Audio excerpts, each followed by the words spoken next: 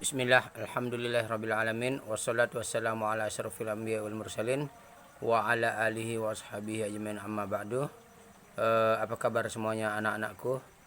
Baik, semoga pertemuan kita kali ini mendapatkan keberkahan dan menjadi pemudah untuk jalan kita menuju surganya Allah Subhanahu wa taala. Kemarin kita sudah sedikit menyinggung tentang kalimat, ya, tentang jumlah, ya, tentang jumlah mufidah. Baik, namun sekarang ini Ustadz sudah memegang kitab yang dipakai pada kelas 8 ini, yaitu menggunakan Al-Muyassar, ya, menggunakan Al-Muyassar,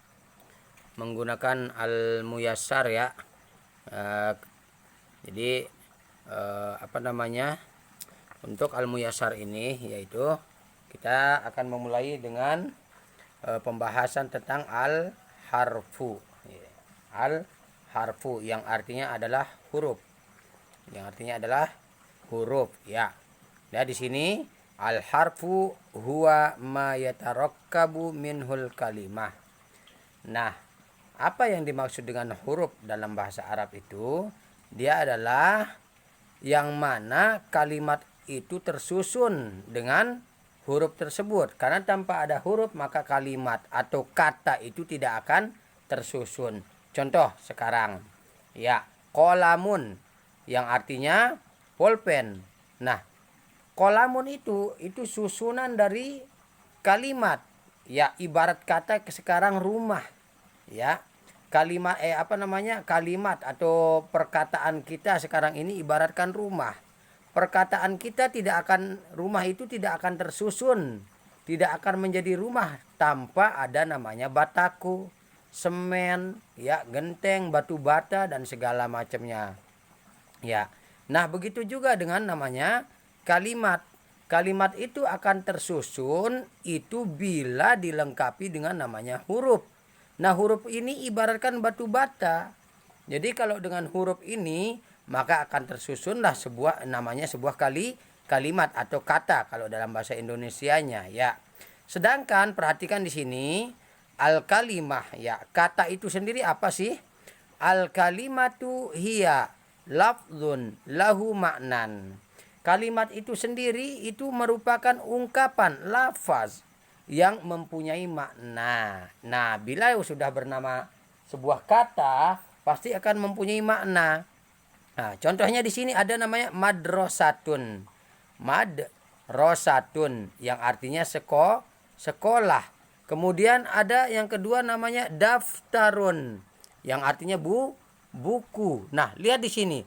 Dari kata kalimat madrasatun dan daftarun ada huruf mim, dal, ra, sin dan ta. Nah, dengan susunan huruf ini muncullah yang namanya kalimat, ya, yang mempunyai makna. Adapun kalau misalkan susunan kalimatnya tidak sesuai, maka tidak akan muncul sebuah makna. Nah, kemudian di sini ada mirsamun, terdiri dari mim, ra, sin, mim, ya. Jadi mempunyai makna, ya. Kemudian mirsam apa artinya? Itu untuk alat menggambar, ya. Kemudian yaktubu. Di sini yaktubu yang artinya menulis. Ada yaqra'u, ada yajlisu. Semua ini tersusun dari yang namanya huruf, ya. Nah, setelah kita sekarang mempelajari yang namanya huruf, kemudian kita mengetahui yang namanya kalimat, ya, sekarang berikutnya kita akan masuk pada apa yang sudah kita singgung kemarin pada pembukaan, yaitu tentang al-jumlah al-mufidah. Coba perhatikan di sini al-jumlah al-mufidah. Al-jumlatul mufidatu hiya at-tarkibul ladzi yufidu faidatan tamatan wa tusamma aidon kalaman. Yang dinamakan jumlah mufidah itu, ya, yang namanya jumlah mufidah atau kalimat yang sempurna itu merupakan apa? susunan kata ya yang memberikan faedah. Nah, susunan, sebuah susunan. Berarti kalau kata-kata susunan at-tarkib, berarti susunan kata yang mana kata itu terdiri dari huruf. Yufidu faidatan tamatan, ia memberikan faedah secara jelas, sempurna.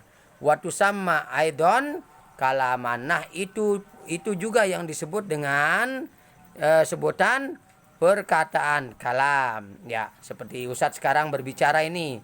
Nah, ini namanya jumlah mufidah atau yang disebut dengan kalam. Nah, di antara contoh dari kalam atau jumlah mufidah di sini apa? Huwa yajlisu alal kursi. Ya, huwa ya yang artinya dia, yajlisu yang artinya duduk, ala di atas, al kursi. Huwa yajlisu alal kursi. Nah, dia duduk di atas kursi. Nah, di sini lihat ada huruf huwa, ada wawu, ada huruf ha, ada wawu, ada ya. Tersusunlah sebuah kata. Dari kata ini disusun lagi menjadi sebuah kalimat. Menjadi sebuah kalimat atau jumlah kalau dalam bahasa Arabnya. Ya, menjadi dia akhirnya mempunyai namanya makna secara sempurna. Namun coba kita sekarang ambil satu-satu.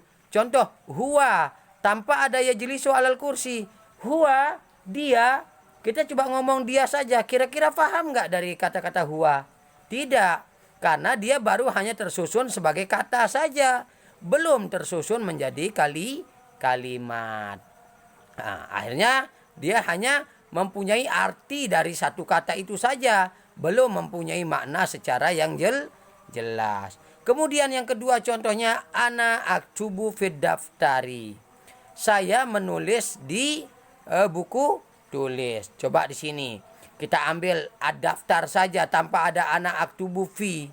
Tiba-tiba ad-daftar buku. Ada apa dengan buku? Kita nggak tahu karena belum tidak tersusun dengan rapi, yaitu at-tarkib di sini. Jadi patokannya ya harus tersusun. Walaupun ada huruf, ada namanya kata, tapi tidak tersusun dengan rapi dan tidak menghasilkan sebuah makna, maka belum dinamakan jumlah mufidah. Kemudian aliyun maridun. Di sini ada kata-kata aliyun maridun. Ali sedang sakit, ya. Nah, coba kita sekarang tiba-tiba Ali. Ada apa dengan Ali? Tentu kita harus ada pertanyaan di sini. Ada apa dengan Ali? Nah, tapi kalau kita datang penjelasan marid, ya sedang sakit, kita tahu maknanya bahwa Ali sedang mengalami sakit. Nah, itulah ya pembahasan kita yang untuk yang kemarin sempat kita singgung. Namun sekarang kita perinci satu persatu mulai dari huruf, kemudian kalimat, kemudian jumlah mufidah. Namun supaya antum tidak pusing, Ustadz, huruf. Nah, kan ada namanya huruf macam-macam. Oke, baik. Dalam ilmu tajwid juga kita belajar namanya huruf-huruf pembagian huruf. Ada namanya huruf hijaiyah. Dari huruf hijaiyah dalam ilmu tajwid dibagi. Ada itu iqlab, ada namanya qalqalah, ada namanya ikhfa, ada namanya izhar. Nah, dalam ilmu nahwu pun di sini kita akan membagi huruf. Di sini namanya aqsamul harfi. Ya, pembagian huruf. Jadi huruf itu terbagi menjadi dua. Ada huruf yang tidak mempunyai makna, ya, atau disebut dengan huruf hijai. Kita di Indonesia kita mengenalnya dengan huruf hijaiyah, ya. Yang mana huruf-hurufnya ini mabni, ya. Kemudian ada namanya harfun ma'ani, ya, huruf yang mempunyai makna. Makna yaitu udah mempunyai arti dari Arabnya sendiri. Ya, kalau hijaiyah coba kita lihat di sini, alif, ba, ta, sa. Ibarat kita belajar Iqra itu kan. Nah, itu di sini satuannya belum mempunyai makna. Hanya saja dengan adanya huruf ini, kalau kita susun akan timbul sebuah makna. Nah, Kemudian di sini lihat harfun ma'ani, huruf yang mempunyai makna. Contohnya wa. Kalau dalam bahasa Arab wa itu artinya dan. Kemudian ada au. Au maknanya itu atau kalau dalam bahasa Indonesianya. Kemudian summa yang maknanya kemudian. Terus di sini terakhir entah itu min atau man. Ya, kalau kita min di sini itu artinya dari, kalau man artinya siapa. Nah, jadi inilah pembagian huruf, yaitu ada huruf hijai, kemudian ada namanya huruf ma'ani. Ya, itu mungkin saja pertemuan kita kali ini. Semoga bermanfaat ya. Ini hanya video ini untuk membantu kalian yang tidak bisa mendengarkan dengan jelas di aplikasi Zoom. Mungkin sampai di sini dulu, kita tutup dengan doa kafaratul majelis. Subhanakallahumma wa bihamdika asyhadu an la ilaha illa anta astaghfiruka wa atubu ilaik.